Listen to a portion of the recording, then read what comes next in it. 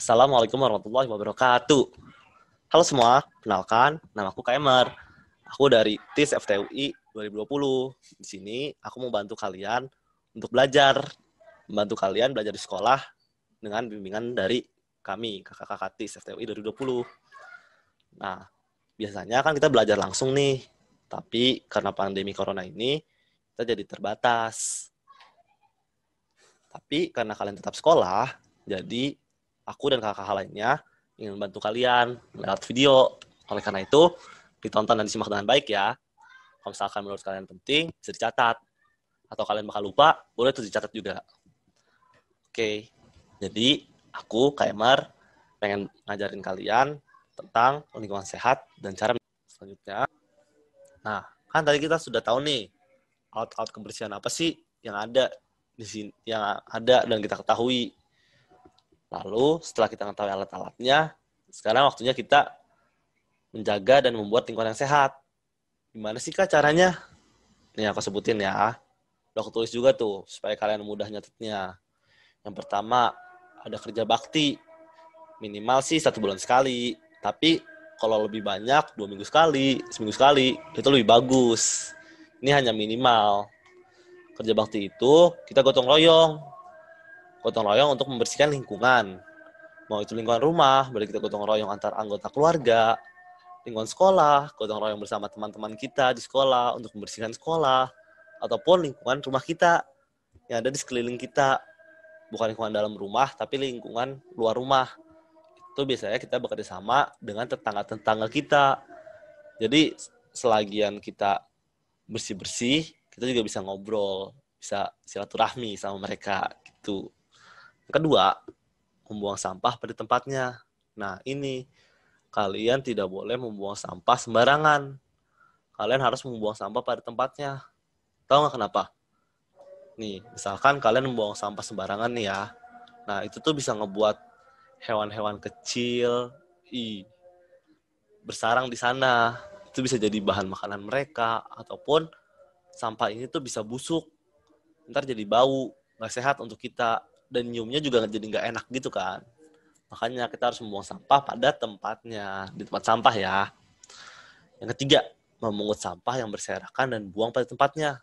Nah, ini kalian walaupun sering membuang sampah pada tempatnya, tapi pasti ada aja orang-orang yang kurang baik karena mereka membuang sampah sembarangan.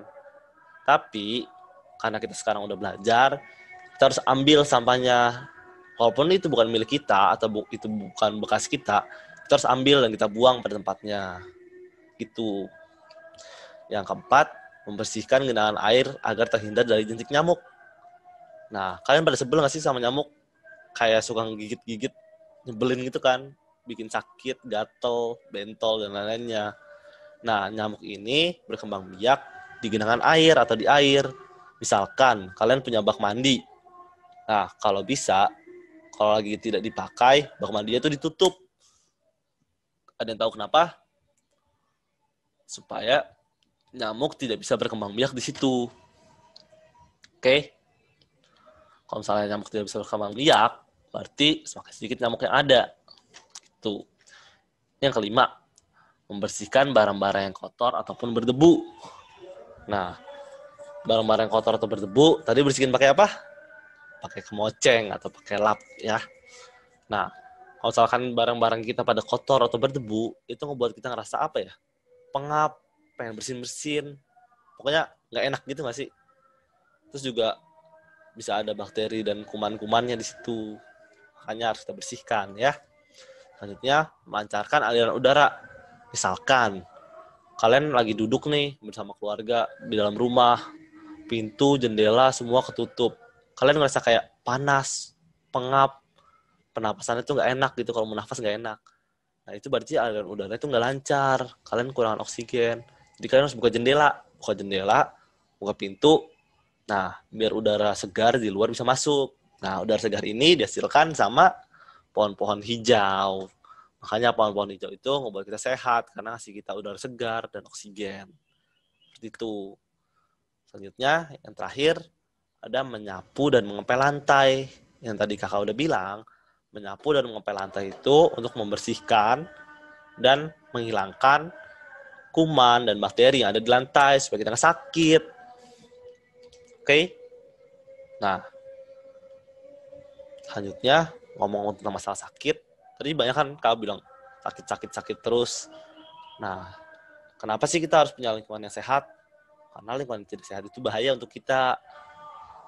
Salah satunya nih aku sebutin ada diare. Kalian pernah tahu diare nggak sih?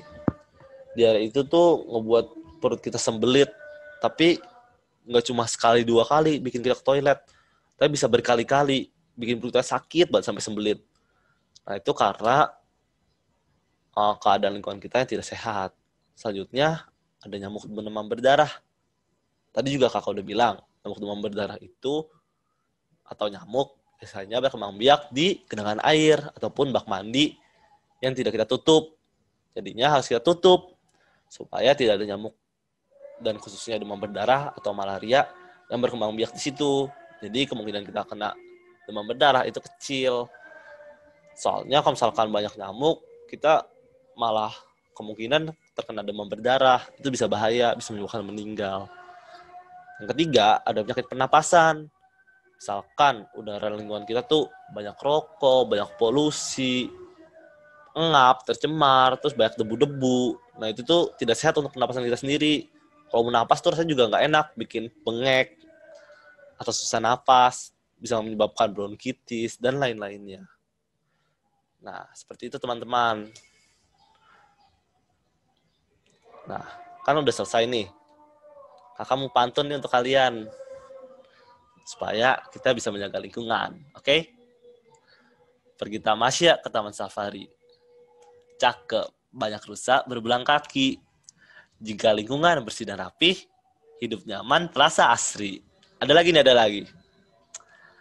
Pantai Taplau ada di Padang. Pantai Tiram ada di Pariaman. Sedap selalu mata memandang jika bersih alam lingkungan. Yeay. Udah dulu nih penjelasan dari kakak. Semoga kalian pada paham ya. Kalau misalkan kalian nggak paham, bisa ditanyakan lagi nanti. Ataupun kalian ulang-ulang lagi videonya ya. Selanjutnya bakal ada latihan soal. Semoga kalian paham. Terima kasih semua. Assalamualaikum warahmatullahi wabarakatuh.